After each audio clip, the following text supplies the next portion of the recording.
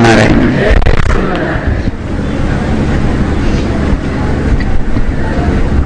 ధనుర్మాస వ్రత 17వ రోజున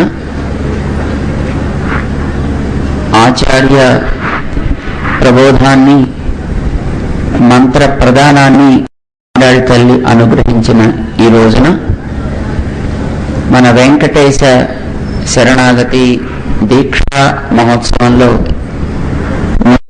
ఆవృత్తిలో 3వ నాటి కార్యక్రమాన్ని మనం చేసుకునే ఈ శుభ సందర్భంగా ఈరోజు 2013 అనే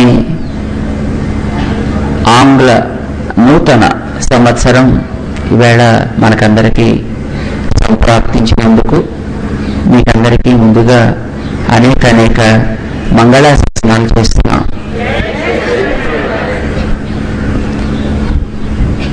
భగవంతుణ్ణి మనం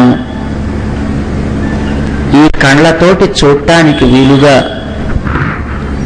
ఆయన మన ఆలయాల్లో, మన ఇళ్లల్లో, మన దగ్గర ఉంటాడు అర్చామూర్తిగా అని మనం వింటాం.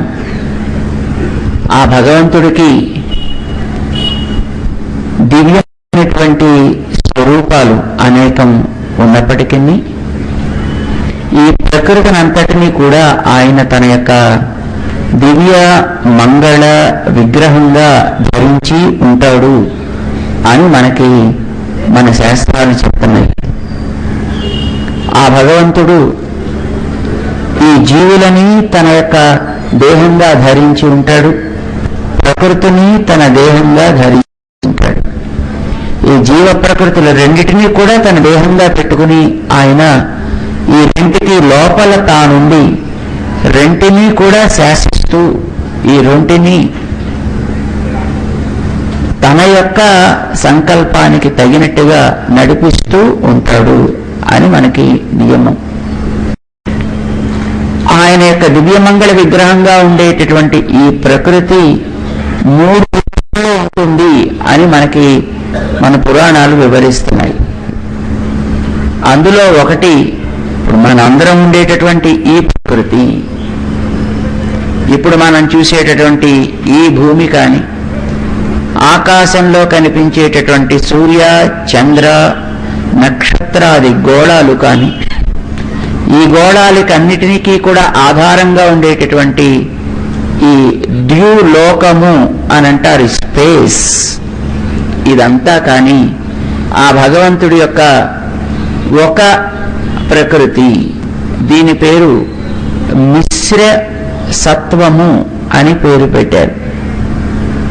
అంటే ఇందులో సత్వగుణం, రజోగుణం, తమోగుణం 3 కలిసి ఉంటాయి ఎప్పుడూ కూడా. ఈ ప్రపంచంలో ఉంటూ కేవల శుద్ధ సత్వంగా ఉండాలి అనేది ఎవరికీ సాధ్యం కాదు. అది దేవతలు కావచ్చు, మనుష్యులు కావచ్చు, ఇతరమైనటువంటి ఏవైనా కావచ్చుగాక, కేవల సత్వంగా ఉండడం అనేటటువంటిది ఇక్కడ అసంభవం.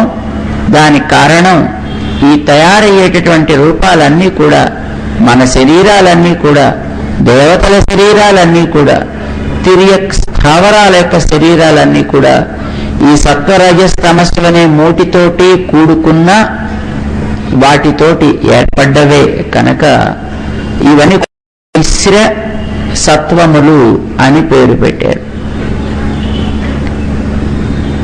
ఇవి విరజ నది దాకా వ్యాపించి ఉంటాయి అని మనకి మన ఉపనిషత్తులు చెప్తున్నాయి. ఆ విరజకి ఆవల ఉండేటటువంటి భగవంతుడి యొక్క విభూతి మరొక్కటి ఉంది. దానిని మన వాళ్ళు పరమపదం అని అంటారు. ఈ పరమపదం అనే దాంట్లో కేవల సత్వము తప్ప మరొకటి ఉండదు. అక్కడ రజస పాకే తమస పరస్తాత్ అని మనకి వేదాలు చెప్తున్నాయి. అక్కడ తమస్సుకి అది ఆవల చేరినటువంటిది, అక్కడికి తమస్సు చేరదు. రజస్సుకి పైన ఉండేది, అక్కడికి రజస్సు కూడా చేరదు. సత్వం ఉంటుంది, కానీ అది ఇక్కడుండే సత్వంలాగా కలుషితమైనటువంటి సత్వం కాదు. అది శుద్ధమైనటువంటి సత్వ స్వభావము, గుణము అక్కడ ఉంటుంది. అక్కడ ఉండేటటువంటి ఆ వస్తువులన్నీ కూడా ఆ శుద్ధ సత్వం అనే దానితో ప్రధానంగా కలిగి ఉంటాయి. ఇక్కడ మనకి ఈ శరీరాలు ఏర్పడటానికి పంచభూతాలు ఎట్లా తోడ్పడతాయో అట్లానే అక్కడ దేహాలు ఏర్పడటానికి పంచ ఉపనిషత్తులు ఏర్పడతాయి. వాటిని పరమిష్ఠి, పుమాన్, విశ్వ, వృత్తి, సర్వ అని పిలుస్తారు. పంచోపనిషన్మయమైనటువంటి అక్కడి దేహాలు, పంచభూతాత్మకమైనటువంటి ఇక్కడ దేహాలు, మొత్తానికి అవి ఇవి కూడా సత్వం అనే ఒక గుణాన్ని ప్రధానం చేసుకుని అక్కడ కేవల సత్వం, ఇక్కడ మిశ్ర సత్వము, ఇలా ఏర్పడతాయి ఇవి అని మనకి మన ఉపనిషత్తులు చెప్పాయి. దానిని వివరించేటటువంటి పురాణములు కూడా స్పష్టం చేశాయి.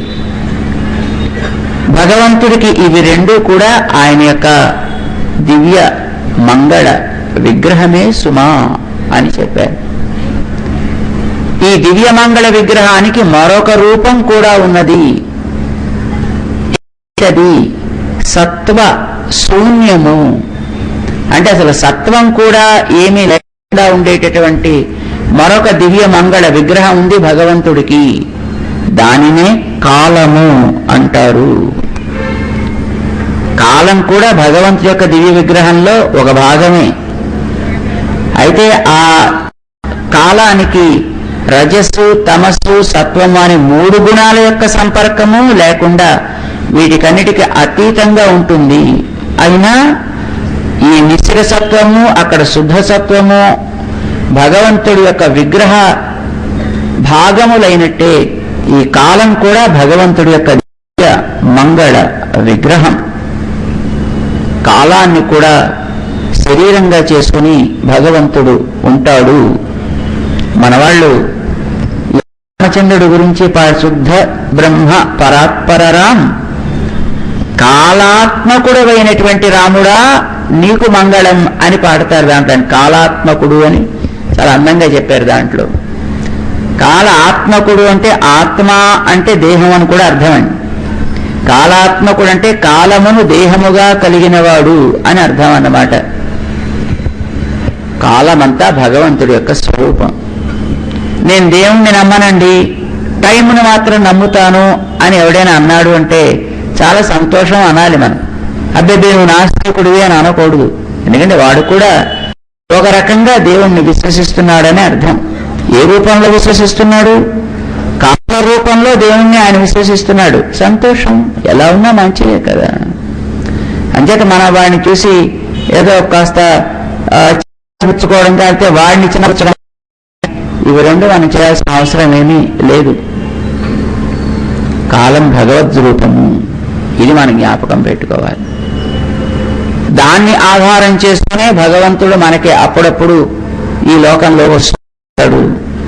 పంచభూతాలతోటి తయారయ్యే దేహంగా తాను కూడా ఈ లోకంలోకి వస్తున్నట్టుగానే, మనకు అట్లా కనిపిస్తున్నట్టుగానే కాల రూపంలో కూడా భగవంతుడు మనకి అప్పుడప్పుడు కనిపిస్తూ ఉంటాడు.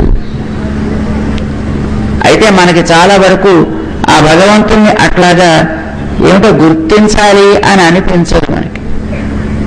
సరే, కాలాన్ని నువ్వు గౌరవిస్తున్నావు అనంటే, కాలానికి తగ్గట్టుగా నువ్వు జీవిస్తున్నావు అనంటే నువ్వు భగవంతుణ్ణి నేరుగా ఉపాసన చేస్తున్నట్టే లెక్క. నువ్వు భగవంతుని నువ్వు గుర్తించావు అని అర్థం అన్నమాట. అట్లా కాలరూపుడైనటువంటి పరమాత్మ, ఆయన గుర్తించినటువంటి మహనీయులు ఒక్కొక్కరు ఆయనలో ఒక్కొక్క దివ్యమైనటువంటి స్వరూపాన్ని భావన చేస్తూ ఉంటారు. అది ఎవరు ఎట్లా చేసినా అది మంచిదే, దాన్ని మనమేమీ కాదనక్కర్లేదు, అది తప్పు అని అనక్కర్లేదు.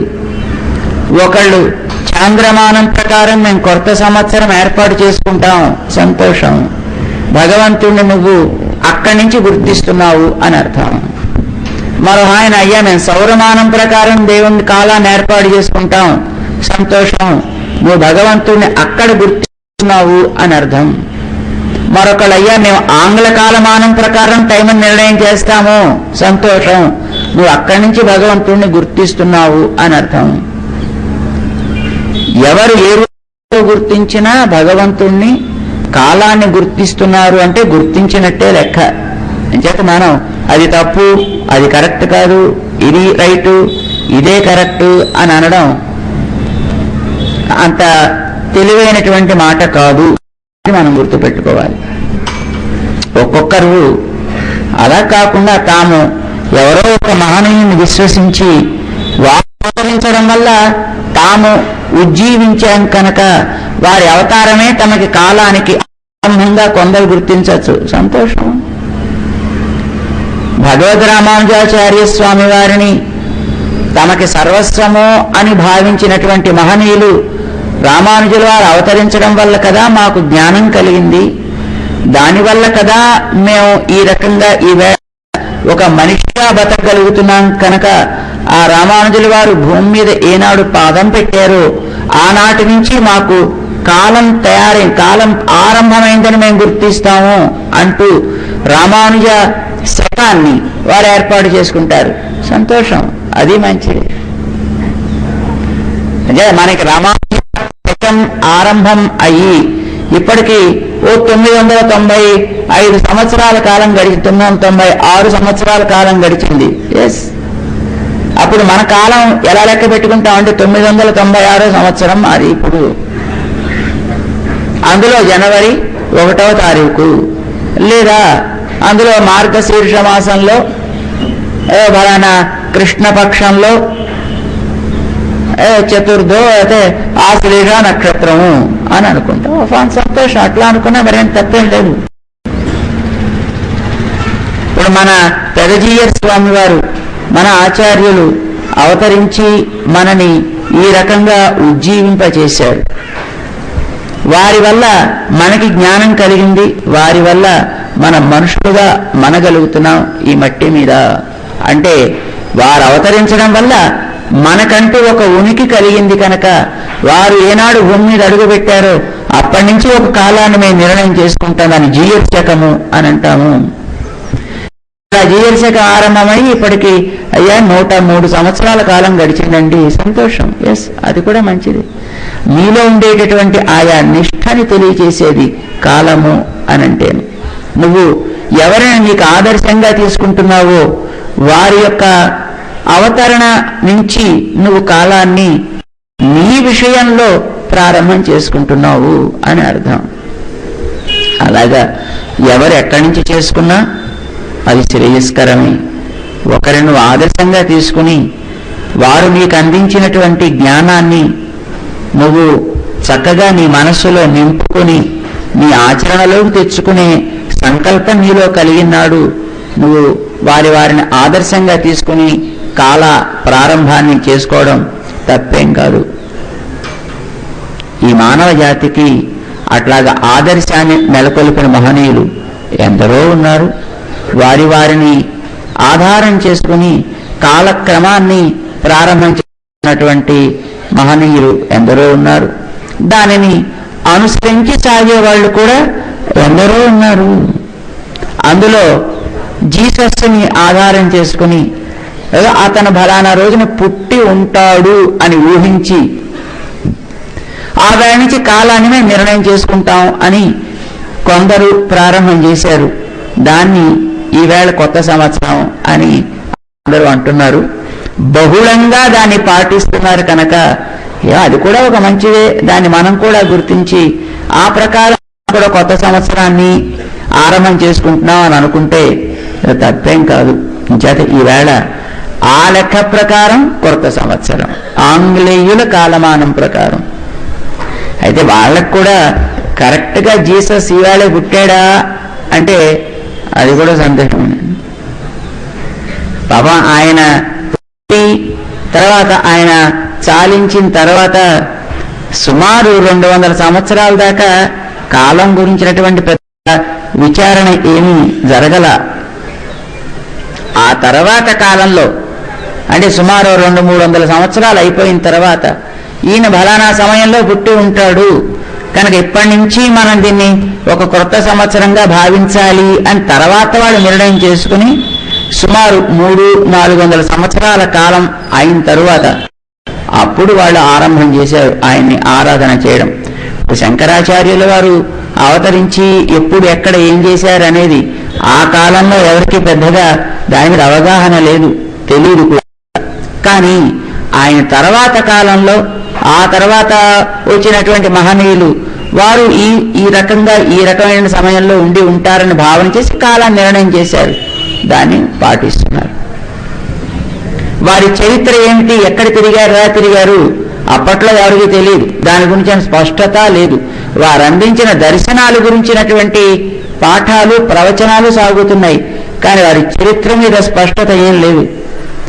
తర్వాత 14వ శతాబ్దంలో విద్యారణ్యుల వారు వచ్చిన తర్వాత రాసిన చరిత్రే వారి చరిత్ర. అంటే వీరేం చెబితే బహుశా వారు అలాగే తిరిగి ఉంటారు కావు అని అనుకుంటున్నారు అంతే తప్ప ఆయన అసలు నిజంగా అలా తిరిగారా చేశారా అంటే అది ప్రశ్నార్థకమే. ఇది విశ్వాసానికి సంబంధించిన విషయం అంటండి. వారిని ఒక ప్రామాణికులుగా తీసుకొని వారు రచించినటువంటి ఆ గ్రంథాన్ని మనం స్వీకరిస్తున్నాము, సంతోషం, స్వీకరించారు, దాని ప్రకారం నడుస్తున్నారు, నడిపిస్తున్నారు. జీసస్ విషయంలో కూడా అంతే. అయితే ఆయన యొక్క పుట్టుకని ప్రధానంగా చేసుకుని అప్పటి నుంచి ఒక సమయాన్ని నిర్ణయం చేసుకున్నటువంటి వ్యక్తులు చాలా మంది ఈ ప్రపంచంలో చాలా దేశాలని ఆక్రమించి చాలా దేశాలని చాలా కాలం ఏలి ఉండడం చేత వారి ఏలికలో ఉండేటటువంటి చాలా దేశాలు వారి కాలమానాన్ని అనుసరించడం ప్రారంభం చేశాయి. మన దేశం కూడా అలా ఒక బానిసత్వంలోంచి బయటపడ్డ దేశమే కనుక వారి నుంచి బయటపడ్డాం కానీ వారి సంస్కారాల నుంచి ఇంకా మనం బయటపడక దానికి ఇంకా మనం బానిసల కింద అప్పటికంటే ఇంకా ఎక్కువగానే ఇప్పుడు బతుకుతున్నాం కనుక వాళ్ళ కాలమానాన్ని మనం పాటించుకోవడం తప్పేం కాదేమో. నిజానికి వాళ్ళ యొక్క బానిసత్వానికి లొంగనటువంటి జర్మన్ దేశంలో ఈ కాలమానాన్ని వాళ్ళు పాటించరు, వాళ్ళకి కొత్త సంవత్సరం కాదు. వాళ్ళ యొక్క బానిసత్వానికి లోబడి ఉండనటువంటి నేపాల్ దేశంలో ఇది కొత్త సంవత్సరం వాళ్ళకి కాదు. వాళ్ళు ఈ కాలమానాన్ని వాళ్ళేం పెట్టుకోరు. ఇప్పుడు మనకి అఫీషియల్గా రాసే లెటర్స్లో, ఉత్తరాల్లో, లేదు మనం ఏజ్ గురించి మనం చేసుకునేటటువంటి నోటిఫికేషన్స్లోనూ మనం ఎవరైనా తిథి, వారం, నక్షత్రం రాసి పెట్టుకుంటున్నామా ఏంటి? చాలా మంది అయ్యా మేము దీన్ని గుర్తించమండి, మేము ఉగాది మనకి చేసుకోవాలి, అది పగలు వస్తుంది, ఇది రాత్రి వస్తుంది కనుక దీన్ని మేము రికగ్నైజ్ చెయ్యం, దాన్నే మేము పెట్టుకుంటా ఉంటారు. వారికి ఉండే నిష్టకి మనం ఆనందించాలి, అదేం పెద్ద తప్పేం కాదు అలా ఉండగలిగితే. కానీ అది అంతటా దాన్ని మనం అమలు పరుచుకునేటటువంటి నిర్ణయాన్ని తీసుకుని దాని ప్రకారం మనం చేసుకోవడం ప్రారంభిస్తే తప్పకుండా అట్లా చేసుకోవడమే సబబు. ఎందుకంటే మనకంటూ శాలివాహన శకం ఒకటి ఉంది. ఆ శాలివాహన శకాన్ని మనం తీసుకుని ఆ శాలివాహన శకం ప్రకారం వచ్చేటువంటి సంవత్సరం మనం చెప్పుకుని ఇది నందననామ సంవత్సరం, అందులో దక్షిణాయనం, అందులో హేమంత ఋతువు, అందులో మార్గశిర మాసం, అందులో కృష్ణపక్షం, అందులో చతుర్థి, అందులో ఆశ్లేష నక్షత్రం అంచేది ఈరోజు మాకు ఇది అని నువ్వు ఉత్తరాల్లో కానీ నీ డేట్ ఆఫ్ బర్త్లో కానీ డేట్ ఆఫ్ డెత్లో కానీ లేదా ఉద్యోగంలో కానీ సద్యోగంలో కానీ అన్నిట్లోనూ కూడా నువ్వు ఇదే తిథిని నువ్వు పాటించుకుంటూ నీ ఒక్కడవే కాకుండా నీతో పాటు ఉండే వాళ్ళందరి చేత నువ్వు పాటించగలిగే అది ఒక మ్యాసివ్గా వచ్చిందనుకోండి, తప్పకుండా మనకి అదే కార్యం. కానీ ఇంకా ఇప్పటికి అలా రాలేదు, అంత తీవ్రంగా ఇంకా మనకి రాలేదు. అలా వచ్చేటట్లుగా మనం ప్రారంభం చేసుకుని అప్పుడు మనకి ఈ సంవత్సరాలు చేసుకోక్కర్లేదు. సరే, నేపాల్ దేశంలో వాళ్ళు ఇవాళ దీన్ని పాటించలేండి, వాళ్ళకి అసలు ఈ తేదీ ఈ 2012 అనేది చాలా మందికి అసలు ఆ దేశంలో తెలియదు. వాళ్ళకి గతే అంటారు వాళ్ళు. విక్రమ సంవత్ అని వాళ్ళు పాటిస్తారండి. శాలివాహన శకానికి దానికి ఒక సుమారు ఒక 70 సంవత్సరాలు 80 సంవత్సరాల మధ్యలో ఎంతో 71 72 సంవత్సరాలు ఏదో డిఫరెన్స్ ఉంది దానికి దీనికి. శాలివాహన శకం కంటే 160 సంవత్సరాలు అనుకుంటాను బహుశా, అంత తేడా ఉంది. వాళ్ళకి ఇప్పుడు 2068 సంవత్సరం ఎన్నో గడుస్తుందండి వాళ్ళ విక్రమ సంవత్ ప్రకారం. దాని ప్రకారం వచ్చే ఈ ప్రభావ విభవాల్లో ఏ సంవత్సరం వస్తుందో దాన్నే వాళ్ళు తీసుకుంటారు. వాళ్ళు ఆ ప్రకారమే వాళ్ళ రాచ వ్యవస్థలో కూడా, అంటే వాళ్ళ ప్రభుత్వాల్లో గవర్నమెంటల్ యాక్టివిటీస్లో జరిగేటప్పుడు కూడా వాళ్ళు ఆ గతే అని విక్రమ సంవత్సరమే మెన్షన్ చేస్తారు. అంటే జీవోస్ ఇష్యూ చేసిన, ఆర్డర్స్ ఇచ్చిన, లెటర్స్ రాసిన ఈ 2012 జనవరి ఫిబ్రవరి ఈ ఇంగ్లీష్ డేట్స్ అసలు వాళ్ళు వాడండి. నేపాల్ దేశంలో ఈవెన్ టుడే వాళ్ళంతా విక్రమ సంవత్సరం, ప్రభుత్వం కూడా అదే వాడుతోంది, ప్రజలు అదే వాడుతున్నారు, పంచాంగాలు అట్లానే వేస్తారు. కనుక వాళ్ళకి అది ప్రసిద్ధం అయిపోయింది, వాళ్ళకి అది ప్రహతం అయిపోయింది. మనకి అది కావలసి ఉండే, మనం కూడా అలాగే చేసుకుని ఉండాల్సింది. శాలివాహన శకం ప్రకారం మరో దాని ప్రకారం మనం కూడా చేసుకుని ఉండాల్సింది.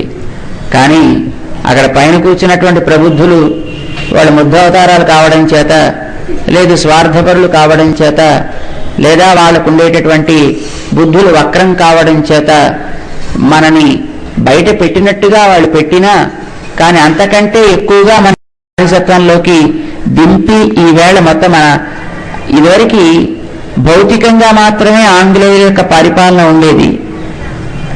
అయితే ఆ సమయంలో వాళ్ళు మతపరమైనటువంటి వాటిల్లో ఎప్పుడు చేయి పెట్టేవారు ఎక్కువగా కాదు. కేవలం వాళ్ళు బిజినెస్ కోసం వచ్చారు కనుక బిజినెస్ మాత్రమే చేసుకుంటూ వాళ్ళ మానాన్ని వాళ్ళు పెడుతూ ఉండేవారు. బహుశా మీరు ఎప్పుడు చరిత్ర పెద్దగా చదివి ఉండరనుకుంటా. 15, 16 శతాబ్దాల్లో ఈ దేశాన్ని ఫ్రెంచ్ వాళ్ళు పాలిస్తూ ఉండేవారు. ఆ ఫ్రెంచ్ వాళ్ళు పరిపాలన చేసేటప్పుడు పరమ దారుణంగా ఉండేది. దారుణంగా అంటే ఇలా మీరు బొట్టు పెట్టుకుని బయట కనిపించడానికి వీళ్ళే, తలలో పువ్వులు పెట్టుకుని ఆడవాళ్ళు కనిపించడానికి వీళ్ళే, ఆడవాళ్ళు బొట్లతో కనిపించడానికి వీళ్ళే, ఇండల్లో తాంబూలాలు పుచ్చుకోవడానికి వీల్లేదు, వివాహాలు జరుపుకోవాలంటే సన్నాయి గిన్నాయి వాయించడానికి వీళ్ళే, మ్యారేజెస్ పెట్టుకుని ఇలా మంగళసూత్రాలు గట్రా కట్టించుకొని ఇలా చేసుకోవడానికి వీళ్ళే. అలాంటివి ఏమైనా చేసినట్టే వాళ్ళు వెంటనే అక్కడ శిక్ష. మామూలుగా శిక్షలు వేయడం కాదండి, వాళ్ళని రోడ్ల మీద పెట్టి, నిన్నెప్పుడో ఢిల్లీలో జరిగిన సన్నివేశాల గురించి మీరు విన్నారు కదా, అంతకంటే దారుణంగా వాళ్ళకి రకరకాల హింస జరుగుతూ ఉండేవి. వాళ్ళ యొక్క ఆ కుటుంబాల్లో ఉండే వాళ్ళందరినీ కూడా అక్కడ మధ్యలో రోడ్డు మీద పెట్టి అక్కడే ఎదురుకుండానే వాళ్ళ స్త్రీలను అందరినీ కూడా భంగపరచడం, ఆ రకంగా పుట్టినటువంటి సంతానంతో ఆ తల్లిదండ్రులందరినీ కూడా తిట్టించడం, వాళ్ళ యొక్క విగ్రహాల మీద ఉమ్ములు వేయించడం, వాటన్నిటిని మొక్కలు చేయించడం, రోడ్ల మీద ఈడ్పించడం, ఇలాంటివన్నీ చాలా దారుణంగా చేసేవారు. పరమ భయంకరమైనటువంటి పరిస్థితి ఆ సమయంలో ఉండేది. అప్పట్లో పరిపాలన చేసేటువంటి ఆయన సెయింట్ జేవియర్ అని మహానుభావుడు ఉండేవాడు. ఆయన పేరు మీద ఇప్పుడు చాలా పెద్ద స్కూల్స్ కూడా పెట్టి నడిపిస్తున్నారు మన వాళ్ళు. ఆ మహానుభావుడు చేసినటువంటి కార్యాలు ఇవన్నీ. ఆయన 15వ శతాబ్దంలో ఉండేవాడు ఆ మహానుభావుడు. ఆ ఫ్రెంచ్ దేశానికి చెందినటువంటి ఆయన. మిగతా దేన్ని అంగీకరించేవాళ్ళు కాదండి. ఏ రకమైనటువంటి స్థితి ఉండేది కాదు. ముఖ్యంగా గోవా ప్రాంతం నుంచి ఆరంభమైంది. అక్కడ గోవాలో ఈ రకమైనటువంటి దారుణాలన్నీ చాలా తీవ్రంగా జరుగుతుండే. అది క్రమంగా దేశమంతా కూడా ఆయన ఆ రకమైనటువంటి వాతావరణాన్ని ఏర్పాటు చేశాడు. అది అయింది. అది సుమారు అట్లాగా 16, 17వ శతాబ్దపు మధ్య దాకా కూడా ఆ స్థితే ఈ దేశంలో ఉండేది. పరమ భయానకంగా ఉండేది. ఆ తర్వాత బ్రిటిష్ రాణి గారు ఈ దేశాన్ని పరిపాలన చేసుకోవడానికి ఈస్ట్ ఇండియా కంపెనీ ద్వారా అధికారాన్ని సాధించిన తర్వాత ఫ్రెంచ్ వాళ్ళందరినీ కూడా మెల్లిగా బయటికి తోసి ఈ దేశాన్ని వాళ్ళు స్వాధీనం చేసుకున్నాక మీ మత వ్యవహారాల్లో మేము చేతులు పెట్టాము, దాంట్లో మీరు హాయిగా మీకు కావాల్సినవి మీరు చేసుకోండి, మేము వచ్చింది బిజినెస్ కోసం వచ్చాం, మా బిజినెస్ ఏదో మేము చేసుకుంటాం, మీరు మీ పెళ్ళిళ్ళు మీ పేరెంటాళ్ళు ఏవో మీరు చేసుకుంటారో అలా చేసుకుంటారు, దట్స్ ఓకే, దాంట్లో మేము ఏ రకంగానూ కూడా ప్రవేశించము అని వీళ్ళకి ఒక స్వాతంత్ర్యాన్ని ఇచ్చి ఆ రకంగా కనీసం చేసుకోవడానికి అబ్జెక్షన్ చేయకపోవడం చేత అప్పట్లో ఈ దేశంలో ఉండేవాళ్ళు ఆ బ్రిటిష్ ఇండియా కంపెనీ వాళ్ళని ఇండియాలోకి చాలా వేగంగా ప్రవేశించనిచ్చారు. ఎందుకంటే అంతకుముందు ఉండేటిని ఫ్రెంచి వాళ్ళని కనీసం వాళ్ళు అణగొట్టి వాళ్ళని తరిమి వాళ్ళని ఓడించి వీళ్ళు స్వాధీనం చేసుకున్న లో వీళ్ళకి మతపరమైనటువంటి ఆచారాల్లో అలవాట్లోనూ కాస్త వీళ్ళకి స్వాతంత్ర్యం ఇచ్చి చేసుకోండి, మీ పనులు మీరు చేసుకోండి అంటే వీళ్ళకి కాస్త మానసికంగా ధైర్యం వచ్చింది. అంతకుముందు వాడు అసలు చేయనిచ్చాడు కదా ఫ్రెంచి వాళ్ళు, ఇప్పుడు చాలా దారుణంగా ఉండేదన్నమాట. అది పోయి ఈ దేశానికి బ్రిటిష్ వాడి వల్ల వచ్చినటువంటి అప్పట్లో కాస్త ఆ మతపరమైనటువంటి స్వేచ్ఛకి వీళ్ళు కాస్త లొంగి వాళ్ళని పరిపాలించనిచ్చారు. సరే, వాళ్ళు బాగా పాలించారు, చాలా కాలం పాలించారు.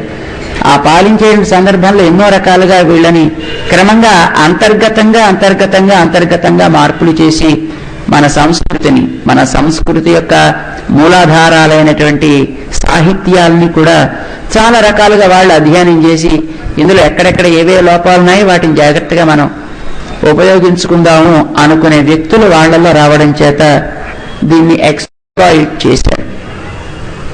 సరే, ఆ రకంగా మనకి 47లో స్వాతంత్ర్యం వాళ్ళ దగ్గర నుంచి సంపాదించి పెట్టినా వాళ్ళు ఏర్పరిచినటువంటి ఆ సంస్కారపు పునాదులు అది మనం గట్టిగా పెట్టుకోవడమే కాదు, ఈవేళ పూర్తిగా వాళ్ళ చేతులే వాళ్లే నడిపేటట్టుగా ఇప్పుడు ఇవాళ అన్నాం కదా, మనం నడిపేదంతా ఎవరేంటి ఇప్పుడు వాళ్ళు మళ్ళీ వాళ్లే కదండి. ఇంకొక పేరుతో వాళ్ళు మనం నడిపిస్తున్నారు, మన పేరు పెట్టుకుని వాళ్ళు నడిపిస్తున్నారు. ఏదో చూడండి మన వాళ్ళు ఏదో అంటారు చూడండి, ఏదో తోలు వేసుకుని అని, అలాగా మన తోలు వేసుకుని మొత్తం ఇప్పుడు పూర్తిగా వాళ్లే నడిపిస్తున్నారు. ఈ దేశానికి స్వాతంత్ర్యం ఉంది, మీరు ఏర్పరచుకున్న ప్రభుత్వాలు, మీరు ఏర్పరచుకున్న నేతలే ఈ దేశాన్ని పాలిస్తున్నాయి కనుక మీరు వాళ్ళు ఏం చెబితే అది చెయ్యండి అన్నట్టుగా చెప్పించేదంతా మొత్తం పద్ధతి ప్రకారం జాగ్రత్తగా వాళ్ళు చెప్పిస్తూ మొత్తం అంతా ఇది మానసికమైనటువంటి ఒక పరివర్తన తీసుకొస్తున్నారు. అంచేత మనం ఎన్ని చెబుతున్నా మనం ఇంకా ఆ కాలమానాన్నే మనం గౌరవిస్తున్నాం, వాళ్ళు ఏర్పరిచినటువంటి కాలాన్నే మనం చెబుతున్నాం. మనకి పంచాంగాలు ఉన్నాయి, పంచాంగాలు తిథి వార నక్షత్రాలు వర్జ్యాలు ఇవన్నీ కూడా మనం వేసుకుంటాం. కానీ అదే పెళ్లిళ్ళకి పెటాకులకని ముహూర్తాలకు పెట్టుకోవడానికి ఏదాన్ని వాడుతున్నాం తప్ప కేవలం మన యొక్క దైనందిన జీవితంలో దాన్ని ఒక భాగంగా ఇంకా మనం చేసుకునేటటువంటి స్థితి ఇంకా మనం ఎదగలేదు. ఎదగాల్సినటువంటి అవసరం అయితే ఉంది. అది ద్వేషం ద్వారా కాకుండా మంచిగా మనం ఎదగగలిగితే చక్కగా త్వరగానూ మనం ఎదగలుగుతాం. కనుక ఆ కాలాన్ని మీరు ఏదైతే ఇప్పుడు అందరికీ వ్యవహారంలో ఉందో జస్ట్ ఫాలో దట్. కానీ దాంతోపాటు మీకంటూ ఏది ఉందో కాలమానం దాన్ని కూడా గుర్తించి చక్కగా పాటించే ప్రయత్నం చేయాలి. చూడండి, నిన్నను మనం ఒక చిన్న వాక్ చేద్దాం అని అనుకుని ఆ వేళ మనం అనుకున్నాం, అయ్యా డిసెంబర్ 31వ తేదీ నాడు హడావిళ్ళు, గోలలు, అరుపులు, కేరింతలు, చికాకులు ఇలాంటివన్నీ మనం తగ్గిద్దామని. కానీ తగ్గాయండి నిన్న? పాపం మీరెవరూ చేయలే, మీ వరకు చేయలేదు.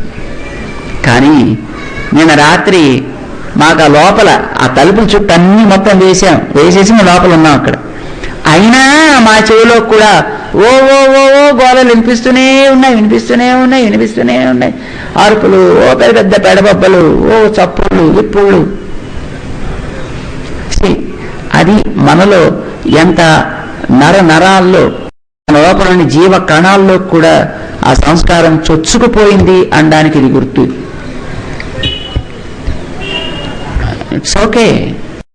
ఇప్పుడు అదేదో పాడైపోయింది అని మనం అనుకొని దాంతో ఇబ్బంది పడుతూ కూర్చోవడం కంటే చేయాల్సిన పని ఏమిటి అనేది మనం తెలుసుకుని దాన్ని చేసుకుంటూ వెడితే మంచిది. అంచేత ఈ వేళటిని మనం గుర్తించాలి. అయితే ఇది ఎవరి కాలమానం ప్రకారం వచ్చింది అని మీరు గుర్తు పెట్టుకుని వాళ్ళని కూడా మనం విష్ చేయడం తప్పేమిటండి? There is nothing wrong in wishing them. అంటే వాళ్ళని కూడా చక్కగా ఆంగ్ల కాలమానం ప్రకారం కొత్త సంవత్సరం కనుక ఇవాళ నూతన శుభాకాంక్షలు అనకండి, హ్యాపీ న్యూ ఇయర్ అనండి. అది వేళ ఇంగ్లీష్లోనే చెప్పాలండి వాళ్ళంతా. కొత్త సంవత్సరపు విషెస్ అన్ని కూడా ఇవాళ ఇంగ్లీష్లోనే చెప్పాలి. అయితే ఇది చెబుతూ రేపొద్దున మీ శాలివాహన శకం ప్రకారం కొత్త సంవత్సరం వచ్చినప్పుడు కూడా ఇంతకంటే ఎక్కువ ఉత్సాహంగా, ఇంతకంటే ఎక్కువ ఆనందంగా పండగ చేయడం ప్రారంభం చేయండి. ఆవేళ కూడా మీరు మంచి ఉత్సవం చేయండి. ఆవేళ కూడా దగ్గర మీ వాళ్ళందరినీ కలవండి. ఆవేళ కూడా మీ వాళ్ళందరికీ చెప్పండి, చూడండి వేళ అబ్బో జనవరి 1 అండి, మనం గుడికి వెళ్ళాలి, తీర్థం తీసుకోవాలి, దేవుని దర్శనం ఆశీస్సులు అందుకోవాలి అని మీరు ఎలాగైతే ఈవేళ చూడండి పాపం ఇంతమంది తండోపతండాలుగా మీరు వచ్చారే, రోజు వస్తున్నారా?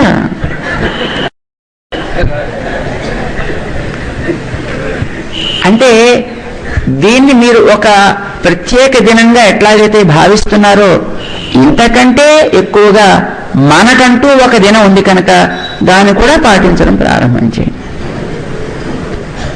ఈవేళ మనం దీన్ని పాటించడం ద్వారా మనకి కాని పరాయిదాన్నే మనం ఇంతలాగా భావిస్తున్నప్పుడు మనదాన్ని ఇంతకంటే ఇంకా మంచిగా మనం భావించాలి, ఇంతకంటే మంచిగా మనం సంభావించాలి అని జ్ఞాపకం పెట్టుకుని దీన్ని మీ కుర్రవాళ్లలో, మీ బంధువులు, మీ స్నేహితుల్లో అందరిలోనూ కూడా మీరు క్రమంగా వ్యాపింప చేయగలిగితే, వాళ్ళల్లో కనుక మీరు దీని మీద అవగాహన చక్కగా కలిగించగలిగితే చాలా మంచిది.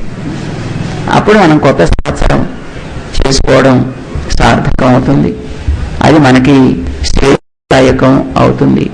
రాబోయేటటువంటి కాలానికి చక్కగా కనీసం ఒకనాటికైనా మనం గుర్తించుకోగలిగేటట్లుగా అవకాశాన్ని ఇస్తుంది. కనుక మీకందరికీ మంగళాశాసనాలు తెలియజేస్తూ, కాలరూపుణ్ణి మనం ఎక్కడ చూసినా మంచిదే కనుక అనంతమైనటువంటిది కాలం అంటాం.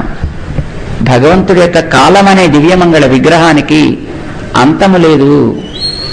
అది చూసే పాప అర్జునుడు కాస్త జరుచుకున్నాడు. ఆయన తనకు విరాట్ రూపాన్ని చూపించాడు. ఆయన చూస్తే ఏమిటిది అని అడిగాడు. ఆయన కాలోస్మి లోకక్షయకృత్ ప్రవృత్త. ఎవరనుకుంటున్నావు నేనంటే?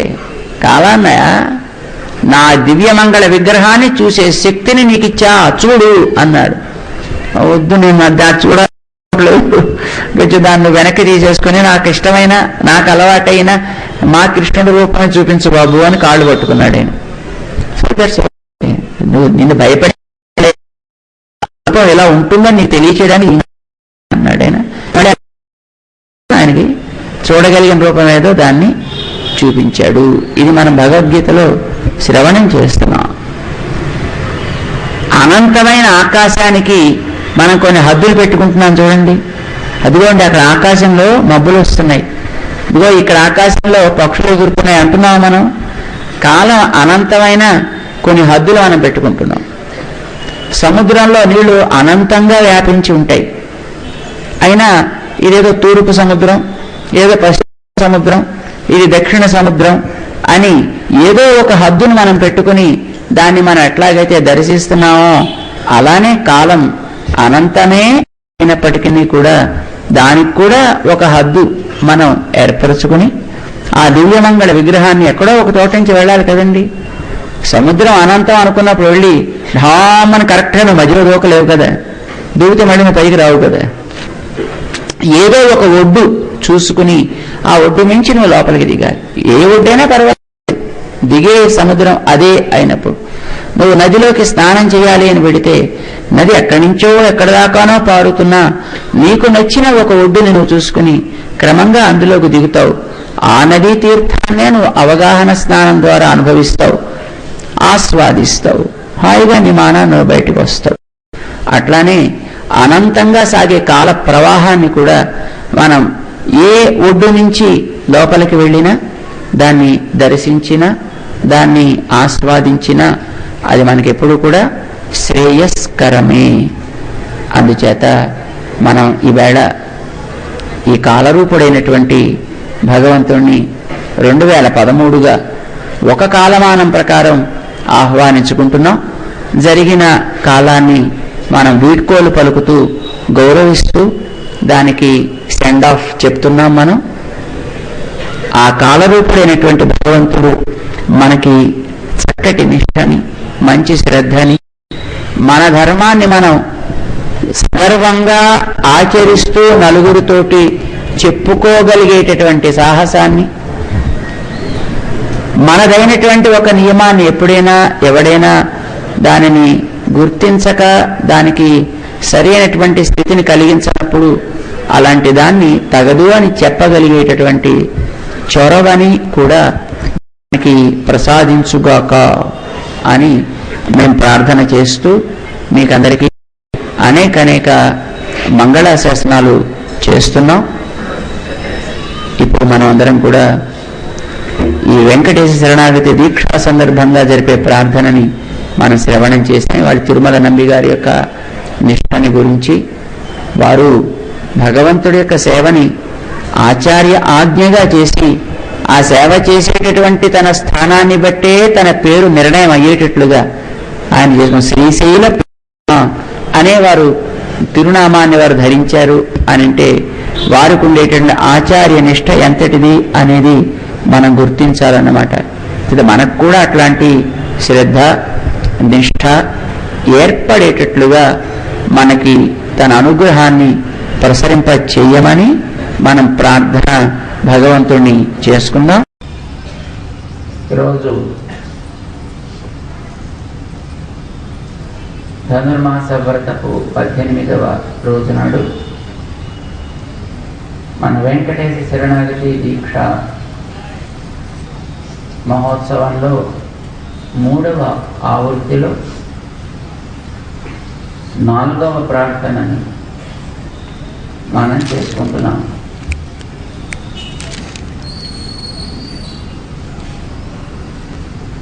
స్వామి యొక్క సన్నిధి, స్వామి యొక్క సేవ, ఇవి పరమ ధ్యేయంగా పెట్టుకున్నటువంటి మహనీయులు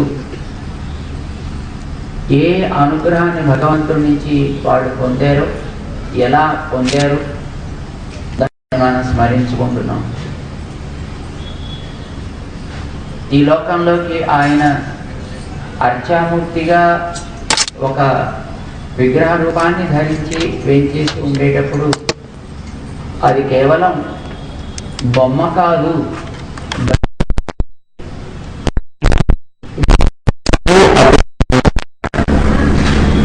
అందుకే ఆయన దగ్గర చేస్తే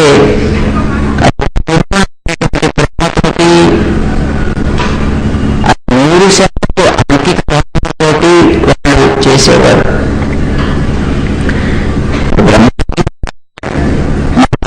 చేయాలి అని అంటే ఆయన కనుక చాలా జాగ్రత్తగా వెళ్ళి మనం చేస్తాం. ఆయన బ్రహ్మ అనుకుంటూ ఇప్పుడు ఇక్కడ ఎదురకుండా ఉన్నప్పుడు అనుకుంటే మనం ఎంత డిసిప్లిన్ గా కూర్చుంటున్నాం చూడండి. అక్కడ అనుకుంటే కాసేపు ఇటు తిరుగుతాం, కాసేపు అటు తిరుగుతాం, కాసేపు ఇటు మాట్లాడతాం, కాసేపు అటు మాట్లాడతాం, తర్వాత ఏదో మనకి తోచినట్లుగా మనం ప్రవర్తిస్తాం. శ్రీనివాసుడుగా అక్కడ నిలబడి ఉండేటటువంటి స్వామి ఈనాడు ఉండేటంత వ్యవస్థ అసలు ఏమీ ఆ రోజుల్లో లేకపోయినా పురాణాల్లో చెప్పినటువంటి వైభవాన్ని విన్న తరువాత ఆయన సాక్షాత్తు పరమ పురుషుడే అక్కడికి వచ్చి నిలబడి ఉన్నాడు. ఆయన అందరికీ అనుగ్రహాన్ని అందిస్తూ కోతులకి, కొండముచ్చులకి, అక్కడ ఉండేటటువంటి చిన్న చిన్న జంతువులకి కూడా దర్శించవీలయ్యేటట్లుగా ఉన్నాడు ఆయన. అంత సులభుడే మన కోసం దిగి వచ్చిన వాడిని జాగ్రత్తగా చూసుకోవాలి సుమా అనే శ్రద్ధ ఆనాడు వాళ్ళల్లో పరిపూర్ణంగా ఉండేది.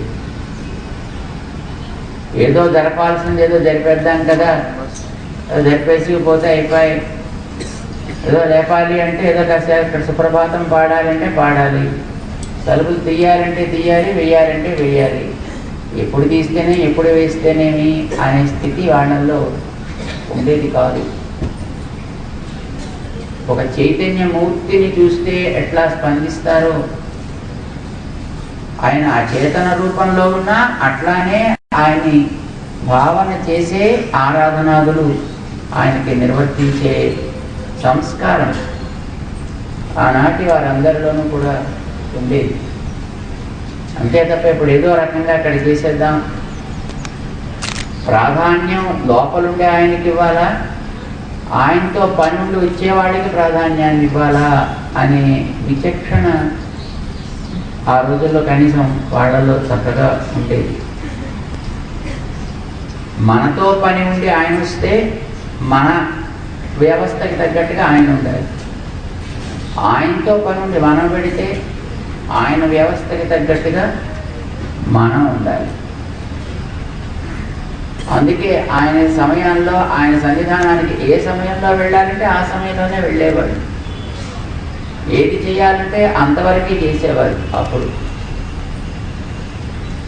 అనంతార్యులు అనే మహానుభావులు ఎలా చేసేవారు, వారి యొక్క ఆచార్యులైనటువంటి రామానుజుల వారి ఆజ్ఞతోటి అక్కడ స్వామి యొక్క కైంకర్యాన్ని, అది కఠినము, అది శ్రమ సాధ్యము, ఏమైనా సరే చెయ్యాలి అంటే చెయ్యాలి అనే ఒక విశ్వాసం, ఆ చేసేది కూడా ఏదో బాధపడుతూ చేయడం కాకుండా ప్రేమతోటి శ్రద్ధతోటి ఎలా చేసేవారో ఇవాటి అనంతార్యుల యొక్క ఆ సేవా దీక్షని మనం ప్రార్థనలో చదువుకుంటూ తెలుసుకున్నాం.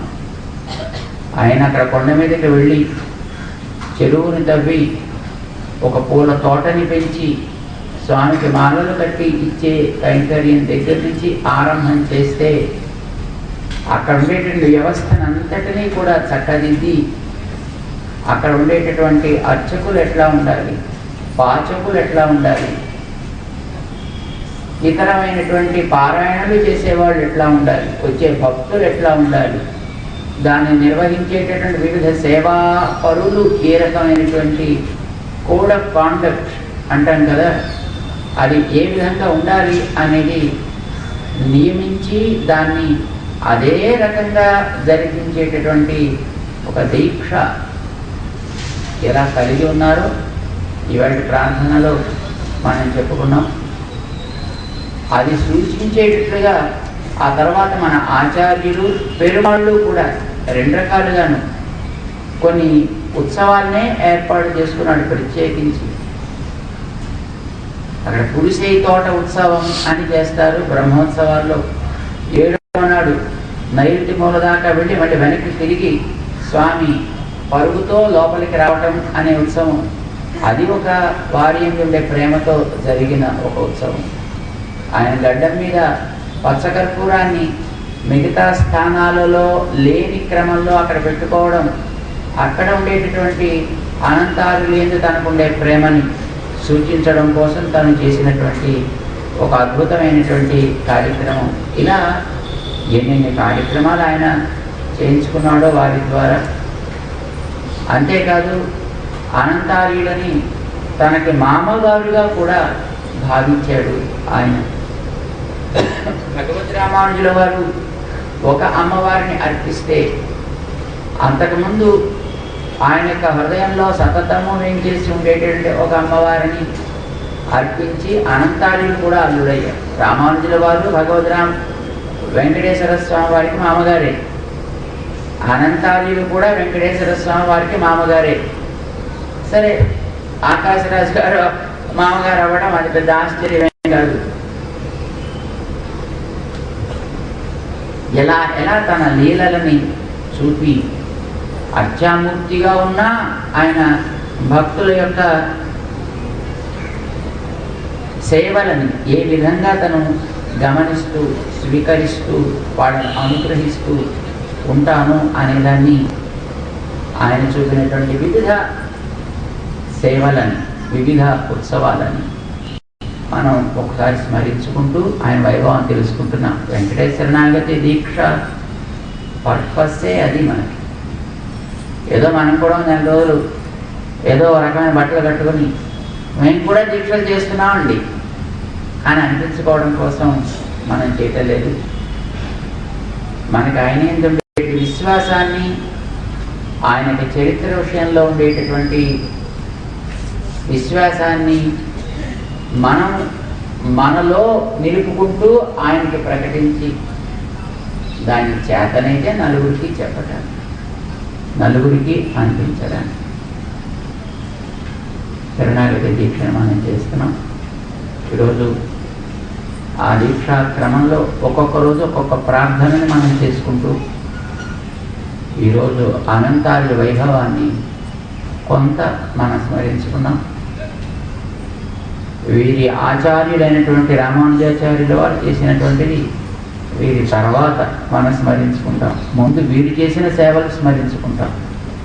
భగవద్ రామానుజుల వారు అక్కడికి వెళ్ళి ఆయన యొక్క స్వరూపాన్ని నిరూపణ చేసిన తర్వాత వీరు ఉండడానికంటే ముందు అనంతార్యులను పెట్టి అక్కడ సేవ అంతా మొత్తం రెగ్యులరైజ్ చేయించారు. ఆ తర్వాత వీరు వెళ్ళి అక్కడ జరపాల్సినటువంటి సేవలను తర్వాత వీరు జరిపించారన్నమాట. వాటిని మనం ఈవేళ స్మరించుకొని మనకి కూడా అట్లాంటి శ్రద్ధ, మనకు కూడా అట్లాంటి యోగ్యత ప్రసాదించమని ప్రార్థన చేసుకున్నాం. చాలా సుమారు 7 ఏళ్ళుగా మీరు కూడా చాలామంది చేస్తున్నారు. ఇక్కడ 8వ సంవత్సరం ఇప్పుడు చేస్తున్నట్టున్నారు. బహుశా మనం 2004 చివరిలో ఆరంభం చేశాం దీక్ష. మొదటిసారిగా 4, 5, 6, 7, 8, 9, 10, 11, 12 ఇది 12 చేసే దీక్ష కదా. అంటే ఇది 14వ దీక్ష.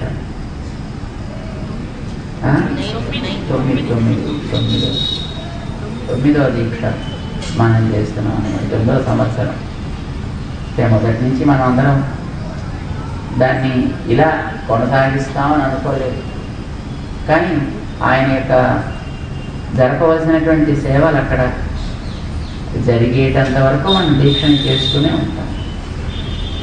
ఆయనకి ఏర్పడవలసిన వైభవం ఏర్పడేటంత వరకు మనం చేస్తూనే ఉంటాం.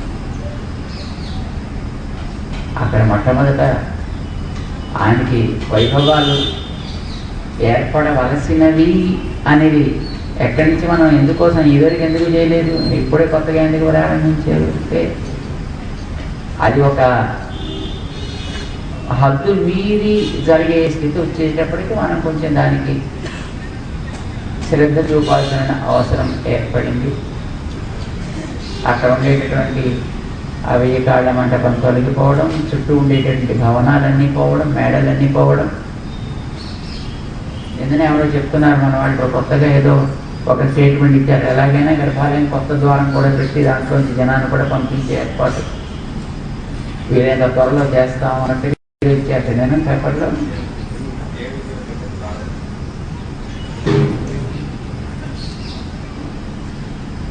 మంచిదేనలాగా ఇది అన్నమాట. ఇప్పుడు 2 రోజుల్లో వచ్చిపోయే వ్యక్తులు 100,000 సంవత్సరాలు ఉండే వాటిని చేతులు ఇప్పుడు పెట్టకూడదు. జరగదనుకోండి, అలాగా జరపడానికి అవకాశం ఉండదు కూడా. మరి మనం అంతా ఉన్నది దేనికోసం? నిద్రపోవడానికైనా కూర్చొని చూస్తూ అయ్యో అయ్యో అయ్యో అనుకోవడానికైనా కాకూడదు కదా. సరే అట్లా జరగదు. That will not happen. They won't touch the temple, the sanctum at all. అసలు ఏ భాగాన్ని వాళ్ళు టచ్ చేసే అవసరమే రాకూడదు. అలా వచ్చేటైతే దాని మీద బంగారం వేస్తాం, మీద బంగారు కవచం వేసేస్తాం. అవసరమైతే దానికి మేకులు కొట్టేస్తే అప్పుడు అదే ఉండాల్సింది. అదే కానీ ఇది ఎలా అవుతుంది కనుక ఇది కానీ కాదు. కానీ వాళ్ళ యొక్క ఆలోచన విధాన ధోరణి, అక్కడ నేను నిర్వాహకులు అనుకునేటటువంటి ఆ ప్రబుద్ధుల యొక్క ఆలోచన ధోరణి ఎట్లా ఉంది అనే దానికి ఇవి నిదర్శనాలు. జయ శ్రీమన్నారాయణ.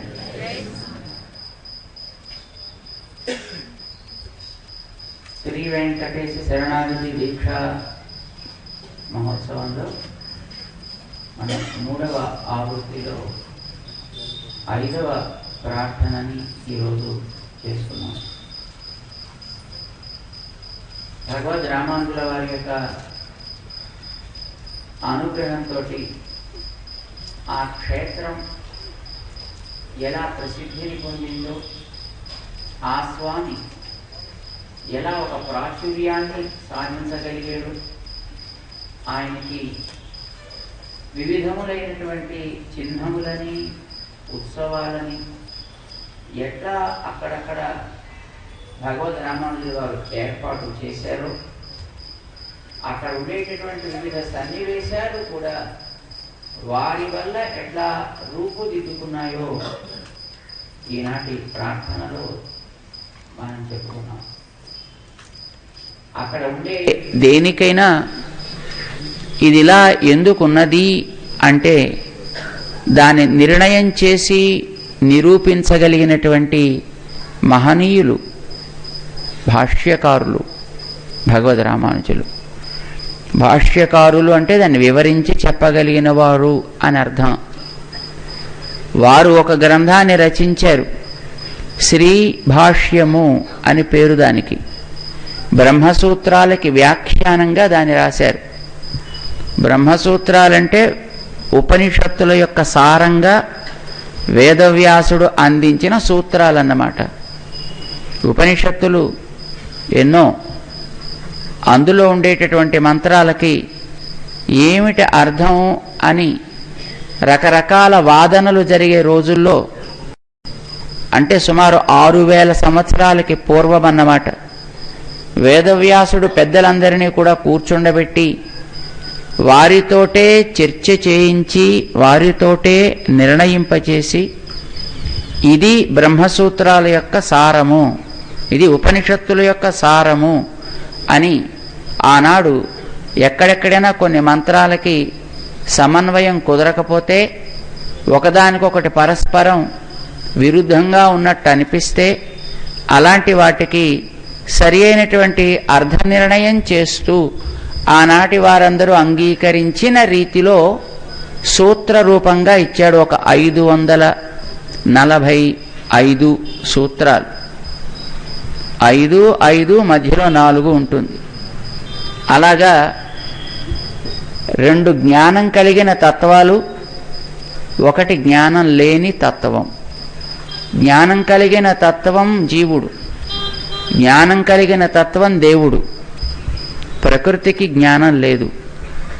ఆ ప్రకృతిని ఆధారం చేసుకుని ఈ జీవబ్రహ్మలు 2 ఉంటాయి సుమా, ఇటు అటును. ఆ రకంగా అదొక చెట్టు అయితే ఆ చెట్టు మీద 2 పక్షులు ఉంటాయి. ద్వా సుపర్ణ సయుజా సఖాయ సమానం వృక్షం పరిషస్వ జాతే అంటూ ఉపనిషత్తులు చెప్పిన దాన్ని ఇదొక పక్షి, అదొక పక్షి, జీవుడొక పక్షి, దేవుడొక పక్షి, ఇవి 2 ఉండేటటువంటి చెట్టు ఒకటి. మంచి ఫ్రెండ్స్, 2 ఈక్వల్గానే ఉంటాయి చూడటానికి. కానీ ఒక పక్షి పళ్ళు తింటుంది, ఏడుస్తూ ఉంటుంది. రెండవ పక్షి ఏం తినదు కానీ ప్రకాశిస్తూ ఉంటుంది. తినని పక్షి దేవుడు, కర్మ ఫలములని తినే పక్షి జీవుడు. ఇవి 2 చెట్టు మీద ఉంటాయి. 2కి రెక్కలు ఉన్నాయి, మంచి రెక్కలు, బంగారం లాంటి రెక్కలు. 2 రెక్కలు, వీటికి గమన సాధనాలు, ఒకటి తెలివి, ఒకటి ఆచరణ. ఇవి ఆ 2కి ఉండేటటువంటి యోగ్యతలు.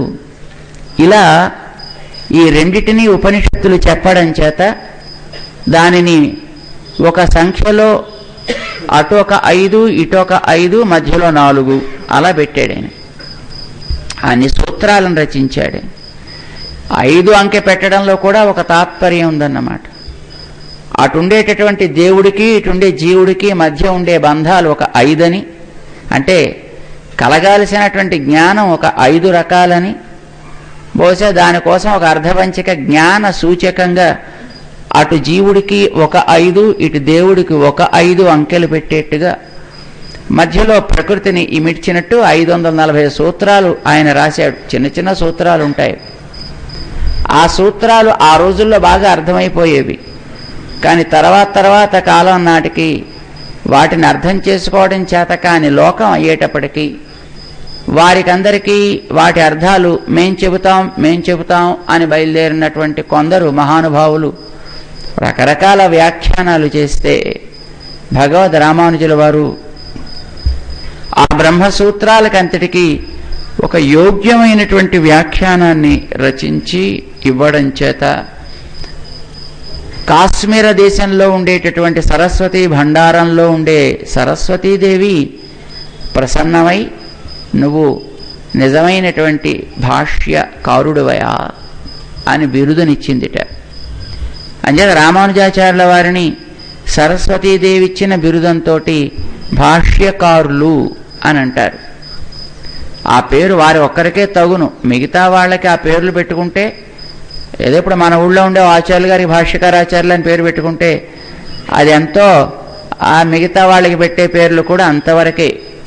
కానీ భాష్యకారులు అనేటువంటి పేరు తగినది ఒక్కరికే, అది భగవద్ రామానుజ ఆచార్యుల వారికి. బ్రహ్మసూత్ర భాష్యాలు రచించడం చేత భాష్యకారులు అవ్వడంతో పాటు తిరుమల క్షేత్రం మీద ఉండేటటువంటి ప్రతి సన్నివేశానికి ఇది ఇలా అని దాన్ని ఇదమిత్తంగా నిర్ణయం చేసిన మహనీయులు కనుక వారు అక్కడ క్షేత్రానికి కూడా వాడు భాష్యకర్త అయ్యారు. క్షేత్ర దర్శనం చేత భాష్యకర్తలు కాగలిగారు రామానుజాచార్య స్వామి. ఎలా ఏం చేశారు అనేది ఈనాటి ప్రార్థనలో మనం చెప్పుకున్నాం. పైన కొండ మీద ఉండేటటువంటి స్వామి శంఖచక్రాలిచ్చి ఆయనకు ఆచార్యులయ్యారు. అనంతార్యుల విషయంలో దేవుడు చూపించినటువంటి రకరకాల లీలలకి కొన్ని ఉత్సవాలని ఏర్పాటు చేశారు. వారు క్రింద రామాయణం చెప్పుకునేటటువంటి సందర్భంలో అక్కడ వెలిసిన పాదాల కోసం ఆళ్వార్లని ప్రతిష్ఠించి దానికి ఒక ఆరాధనని కల్పించారు. పదపడి అంటారు దాన్ని. అలిపిరి అని తర్వాత దానికి పేరు వచ్చింది. అక్కడ ఉండేటటువంటి పాదాలు వారి కోసం వెలిసినటువంటి పాదాలు. వాటి కోసమని అక్కడ ఆళ్వార్ల సన్నిధిలో నిర్మాణం చేయించారు. ఆ క్రింద ఉండేటటువంటి గోవిందరాజస్వామి సన్నిధిని నిర్మాణం చేయించి దాని యొక్క ప్రతిష్ఠాదులు చేయించినటువంటి మహనీయులు రామానుజాచార్య స్వామివారు. దానికి రామానుజపురం అనే పేరు, దానికి పద్మపురి అని కూడా పేరు పెట్టారు. అమ్మవారి యొక్క తిరుచానూరు దగ్గర ఉండేటువంటి సన్నిధికి గోవిందరాజస్వామి సన్నిధిగా ఉండేటటువంటి ఆ క్షేత్రాన్ని ఆ వేళ స్వామి రామానుజ వారు ఏర్పాటు చేసి ఆ పెరుమాళ్ళు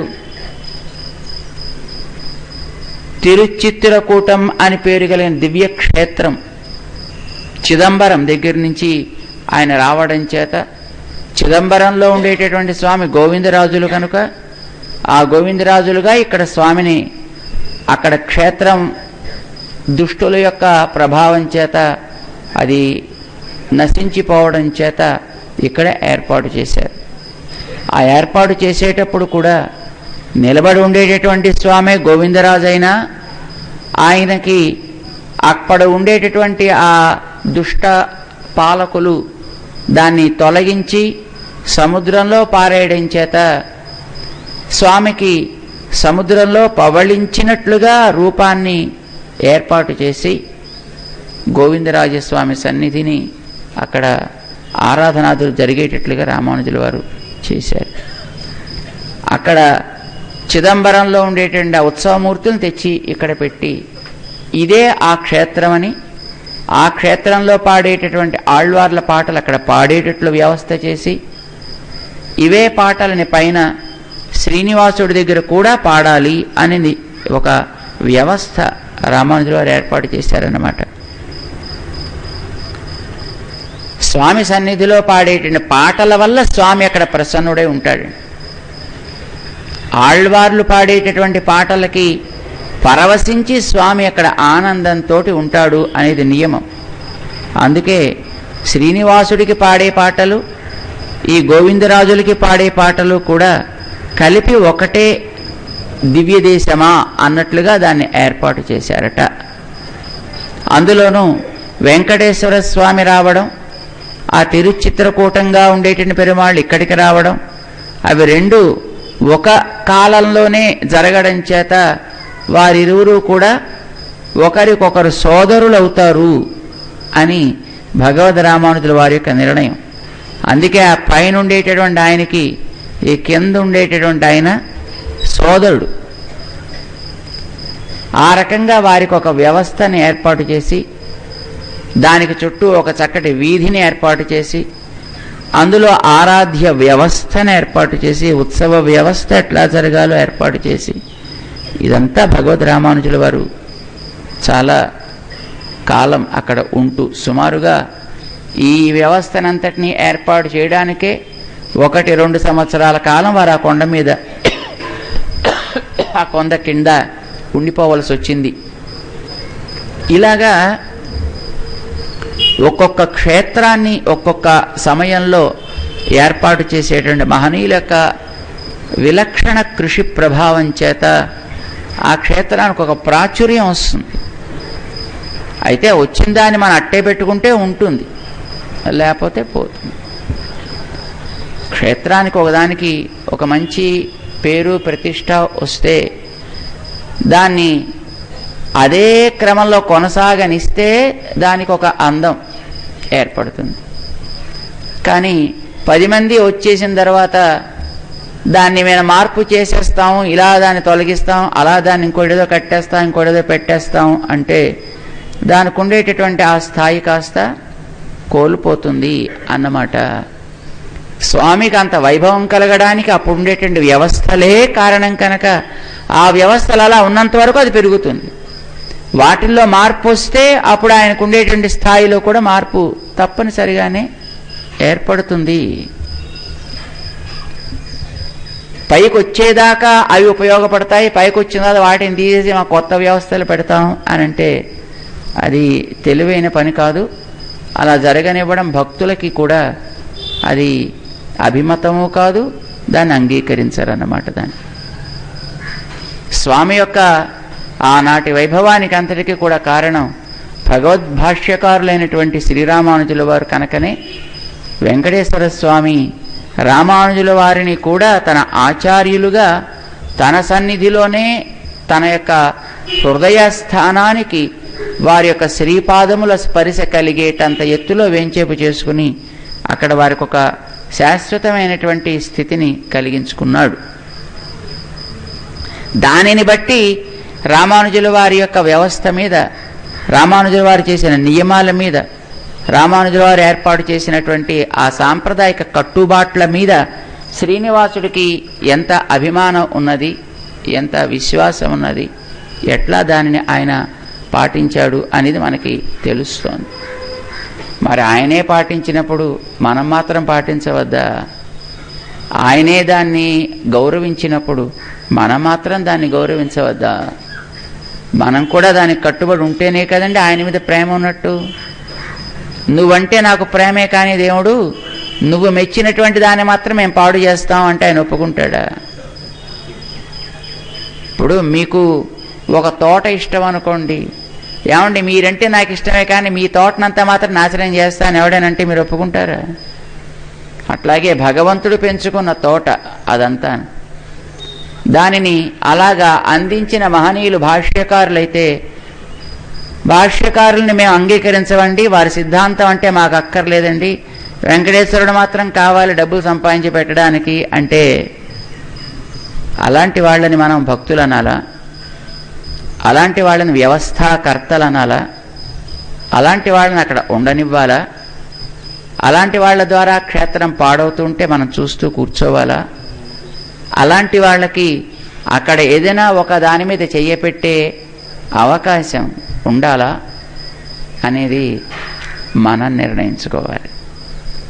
మనకి ఆయన మీద ప్రేమ ఉంది అని అనుకుంటే దాన్ని మనం నిర్ణయం చేసుకుని దానిని ప్రేమించి దానికోసం ఏమైనా చేయగలిగిన వాళ్ళు ఎవరో వాళ్ళని అందులో నిర్వాహకులుగా ఉంచాలి. అంతే తప్ప అది ఏమైపోతే మాకెందుకండి, మాకు వచ్చేవేవో మాకు వస్తే చాలు, మా జేబులో వచ్చే మాకు 2 లడ్డూలు వచ్చి మా వాళ్ళకి 2 దర్శనాలు కలిగితే మాకు అంతే చాలు, మిగతా ఏవి పోతే ఎలా పోతే మాకెందుకు అనుకునేటటువంటి వాళ్ళు ఉపద్రవకారకులు. భగవంతుడిని మనం అదే ప్రార్థన చేస్తాం, స్వామి నీ వ్యవస్థని గౌరవించి సక్రమంగా నిలపగలిగే మహనీయులకి నీవు అక్కడ నీ సంరక్షణ బాధ్యతని అప్పగించుకో, వాళ్ళ ద్వారా నీ సేవను సవ్యంగా చేయించుకో. మా కోసం అంటూ నువ్వేవి చెయ్యాల్సినటువంటి అవసరం, చెయ్యమని కోరేటటువంటి తెలివి తక్కువతనం మాకు అక్కర్లేదు. మాకేం కావాలి నువ్వే చూస్తావు, మేమెందుకు అడగాలి నిన్ను? చిన్నపిల్లవాడు వచ్చి అమ్మ దగ్గర అడుగుతాటండి, అమ్మ నాకు బట్టలు కట్టు, నాకు అన్నం పెట్టు, నన్ను పెంచి పోషించు అని ఎప్పుడైనా పిల్లలు అడిగితేనా మీరు పెంచారు పిల్లల్ని? వాళ్ళకి తెలియకపోయినా వాళ్ళకి అవి ఇచ్చి మీరే పెంచుతారు. మనకందరికీ ఆయన తండ్రి తల్లి అయితే మనకి ఏది కావాలో మనం అడగాలి ఏమిటి ఆయన్ని? ఆయనకి తెలియదా? ఆయనకంటే మనం తెలివైన వాళ్ళమా? మనకంటే మనకేం కావాలో ఆయనకే బాగా తెలుసును కనుక మనం ఆయనే పెద్ద అడిగి ఆయన ఇవ్వవలసిన, ఆయన ఇచ్చేటటువంటి వాటిని పాడు చేసుకోవాల్సిన అవసరం లేదు. ఆయన సవ్యంగా ఉండగలిగే వ్యవస్థని చేసుకో అని మాత్రం మనం ఆయన్ని కోరుకోవలసిన బాధ్యత మనకందరికీ ఉంది. మన శరణాగతి దీక్ష మనకు ఆ నిష్ఠని ప్రసాదించాలని మనం ప్రార్థన చేసుకుంటూ ఈనాటి 5వ నాటి ప్రార్థనని మనం ఆయనకు విన్నవించాం.